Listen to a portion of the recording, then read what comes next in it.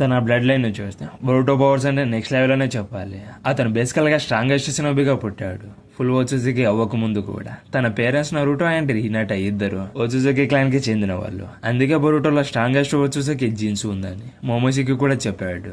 అయితే ఇక్కడ shocking part ఏంటంటే బొరుటో దగ్గర ఒక స్పెషల్ ఐ పవర్ ఉంది. అదే జోగన్ లేదా ప్యూర్ ఐ. అది ఓచుజుకి ఘాట్ అయిన షిబై డోజుట్సు.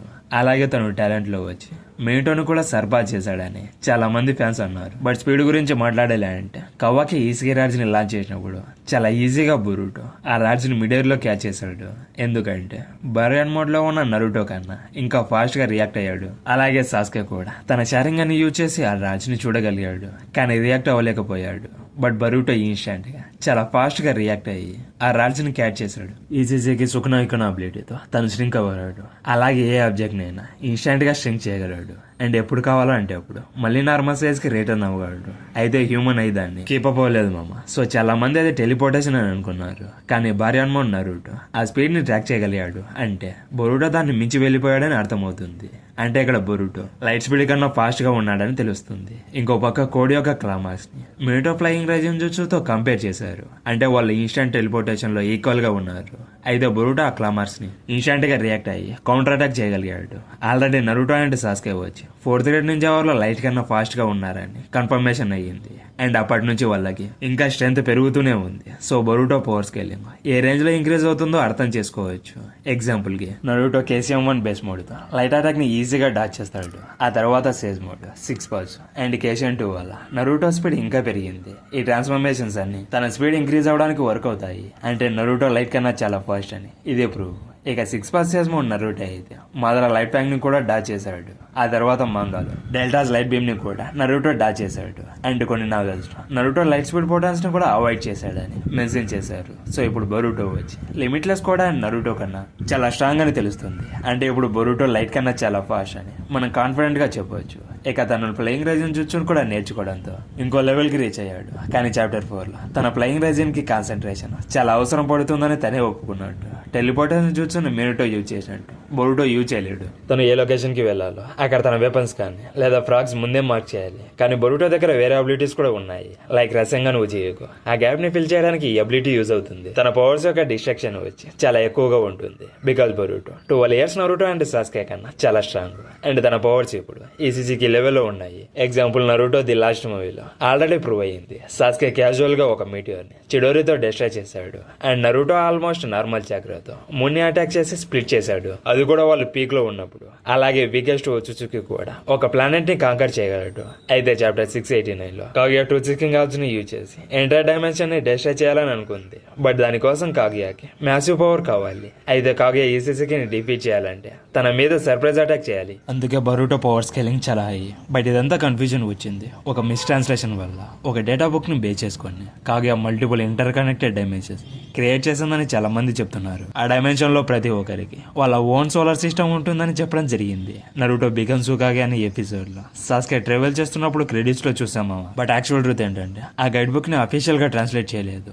అఫీషియల్ ట్రాన్స్లేషన్ లో చెప్పింది ఏంటంటే కాగియా 5 కనెక్టెడ్ స్పేసెస్ లో ఫ్రీగా మూవ్ అవడం పాసిబుల్ అవుతుంది, కానీ కాగియా క్రియేట్ చేయలేదు.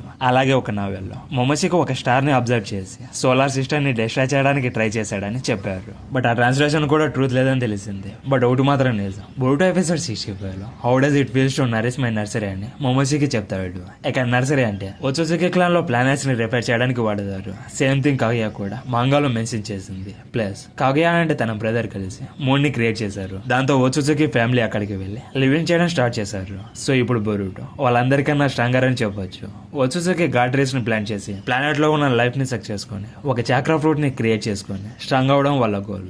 అలాగే బొరుటోకి కూడా కార్మా వల్ల more than 1000 years of aliens experience వచ్చింది. బట్ స్టోరీ ఇక్కడతో ఆగదు. బొరుటో ఇంకొక డెడ్లీ అటాక్ ని కూడా యూజ్ చేయగలడు. అదేంటంటే జెంటిల్ ఫిస్ట్. ప్రతి హ్యూమన్ బాడీలో 361 చక్ర పాయింట్స్ ఉంటాయి. ఆ పాయింట్స్ మీద కరెక్ట్ గా హిట్ చేస్తే, ఎస్పెషల్లీ హార్ట్ కి సంబంధించిన పాయింట్ దగ్గర హిట్ చేస్తే పర్సన్ చనిపోవచ్చు.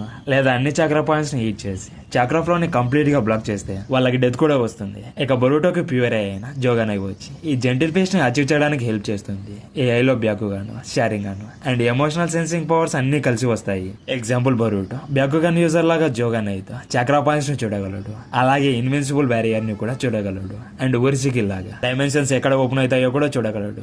అలాగే జోగాన్ని శారింగాన్ లాగా యూజ్ చేయగలడు. అతను మొమోషికి మూమెంట్స్ ని రీడ్ చేసి చాలా ఈజీగా కౌంటర్ అటాక్ చేశాడు. బట్ అప్పుడు బొరుటోకి జస్ట్ 12 years మాత్రమే. అలాగే నరుటో యొక్క నెగిటివ్ ఎమోషన్ సెన్సింగ్ స్కిల్స్ కూడా బొరుటోకి అన్లాక్ అయింది. ఇక్కడ హైలైట్ ఏంటంటే తను జోగాన్ అయితే ఎనిమిస్ వీక్ పాయింట్స్ ని చూడగలడు మామ. అండ్ ఫైనల్లీ బొరుటో క్రియేట్ చేసిన స్ట్రాంగెస్ట్ నింజూస్ రసంగన్ ఉజియకు. ఈ టెక్నిక్ లో బొరుటో ఎర్త్ మీద ఉన్న చక్రాన్ని కలెక్ట్ చేస్తాడు. అయితే ఎర్త్ రొటేషన్ వల్ల గ్రౌండ్ షేక్ అవుతుంది. అప్పుడు అపోనెంట్స్ టచ్ చేస్తే ఆ రొటేటింగ్ చక్రాన్ని డైరెక్ట్ గా ఇన్ఫ్యూజ్ చేస్తాడు.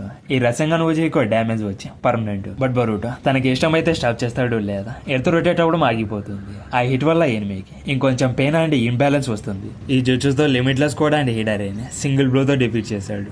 అలాగే ఈ జుట్సు యాక్టివేట్ లో ఉండగా బొరుటో ఫిజికల్ కాంటాక్ట్ కి ఇమ్యూనిటీ ఇస్తుంది. అంటే ఎవరైనా టచ్ చేయడానికి ట్రై చేస్తే ఉజియుకో ఎఫెక్ట్ ఇమీడియట్ గా వాళ్ళ మీద పడుతుందని బొరుటో మెన్షన్ చేశాడు. అయితే చాప్టర్ 12 దాని ఫుల్ పవర్ ని యూజ్ చేశాడు. అండ్ అప్పుడు మనకి దాని యొక్క వీక్నెస్ తెలిసింది. ఇక బొరుటో ఆ జుట్సుని యాక్టివేట్ చేయాలంటే తన లెగ్స్ గ్రౌండ్ మీద స్టేబుల్ గా ఉండాలి. అండ్ ప్లానెట్ యొక్క చక్రాన్ని అబ్జర్వ్ చేసుకోవాలంటే ఎక్కువ టైం పడుతుంది. అండ్ ఇక్కడ బొరుటోకి కొంచెం అడ్వాంటేజ్ అనేది ఉంది, బికాస్ తన జుట్సులో వెరైటీ ఎక్కువ. కానీ ఇక్కడ క్వశ్చన్ ఏంటంటే బొరుటో ఒక సాలిడ్ అటాక్ ని ల్యాండ్ చేయగలడా? రసంగన్ ఉజియుకి టైం పడుతుంది. అండ్ ఫ్లయింగ్ రైజన్ జుట్సుకి కూడా ప్రిపరేషన్ ప్లస్ ఫోకస్ అవసరం. బికాస్ బొరుటో ఇంకా మిలిటో లెవెల్లో లేడు మామ. కానీ బొరుటో దగ్గర ప్యూర్ అయి ఉంది. అలాగే షాడో కౌన్స్ వల్ల అపోనెంట్స్ ని కన్ఫ్యూజ్ చేయడం పాసిబుల్ అవుతుంది. అయితే ఒక బొరుటో ఫ్యాన్ గా చెప్పాలంటే మొమోషికిని కంట్రోల్ చేస్తే పవర్ కి ఒక మ్యాసివ్ బూస్ట్ ని ఇచ్చే ఛాన్స్ ఉంది. కానీ చాప్టర్ 15 లో ఈ కార్మాని యూజ్ చేయడం వల్ల చనిపోయే ఛాన్స్ ఉందని క్లియర్ గా చెప్పారు. అందుకే బొరుటో కార్మాని యూజ్ చేయడం లేదు. సో మొమోషికిని కంట్రోల్ చేయడం అంటే ఆల్మోస్ట్ సూసైడ్ అటెంప్ట్ లాగా మామ.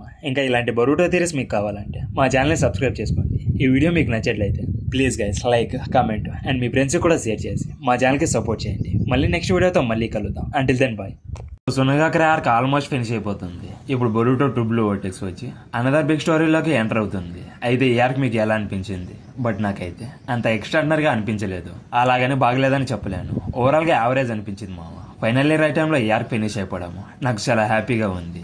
ఈ హోల్ ఫైట్ ని ఒకే ఒక పర్సన్ ఎండ్ చేయగలడని ఆల్రెడీ ప్లాన్ ఉంది. అండ్ ఫైనల్లీ బొరుటో ఫినిష్ చేశాడు. అయితే ఇక్మోటో మనకి చాప్టర్ 17 లో క్లియర్ గా హింట్ ఇచ్చేశాడు. అయితే కొంతమంది ఫ్యాన్స్ వచ్చి బొరుటో ఈ బ్యాటిల్ లో ఇన్వాల్వ్ అవ్వడాన్ని అనుకున్నారు. బట్ బొరుటో అది తప్పని ప్రూవ్ చేశాడు. అది కూడా ఎవరు ఎక్స్పెక్ట్ చేయలేని విధంగా. కాజిన్ కోజు ముందు 4 chapters నుంచి సన్ విలేజ్ లోకి వెళ్లి వాళ్ళకి హెల్ప్ చేయొద్దని బొరుటోకి వార్నింగ్ ఇస్తూనే ఉన్నాడు. దానికి రీజన్ ఏంటంటే సెంజూస్ అందరూ వాళ్ళ సెన్సెస్ ని షేర్ చేసుకుంటున్నారు. సో ఎవరైనా బొరుటోని చూస్తే ఇమీడియట్ గా జూరాకి బొరుటో లొకేషన్ తెలుస్తుంది. అప్పుడు జూరా క్లామర్స్ ని యూజ్ చేసి బొరుటో లొకేషన్ కి టెలిపోర్ట్ అవ్వచ్చు. సో కోజీకి ఇదంతా తెలుసు కాబట్టి బొరుటోని సన్ విలేజ్ లోకి వెళ్ళనివ్వకుండా ట్రై చేశాడు. బట్ ఇక్కడ మెయిన్ రీజన్ అది కాదు మామ. కాజిన్ కోజీ మల్టిపుల్ టైమ్ లైన్స్ లో జూరా చేతిలో బొరుటో చనిపోవడం చూశాడు. సో బొరుటోని ప్రొటెక్ట్ చేయడానికి ఏం చెప్పకుండా సైలెంట్ గా ఉన్నాడు. కానీ కాజిన్ కోజీ బొరుటో నుంచి చాలా ఇంపార్టెంట్ విషయాన్ని హైడ్ చేశాడు. దీనివల్ల బొరుటో అండ్ కాజిన్ కోజీ మధ్య ఉన్న ట్రస్ట్ బాగా డ్యామేజ్ అయిపోయింది. దాంతో కోజీ చెప్పిన మాటల్ని ఇగ్నోర్ చేసి బొరుటో కొనావరుని సేవ్ చేయడం కోసం వెళ్ళిపోయాడు. కానీ ఇక్కడ ట్విస్ట్ ఏంటంటే అప్పటికి మత్సూరి ఇంకా బ్రతికే ఉంది. దానివల్ల జూరాకి బొరుటో ఎగ్జాక్ట్ లొకేషన్ తెలిసింది. ఇక జూరా మత్సూరి బాడీలో ఉండే పీసెస్ యొక్క క్లామార్స్ నుంచి టెలిపోర్ట్ అవుతాడు. ఇప్పుడు బొరుటో నెక్స్ట్ గోల్ వచ్చి కొనావరుని రెస్క్యూ చేసి జూరా అక్కడికి వచ్చే లోపే మత్సూరి తాన్సోల్ బాల్బుని తీసుకొని అక్కడ నుంచి వెళ్ళిపోమని చెప్తాడు.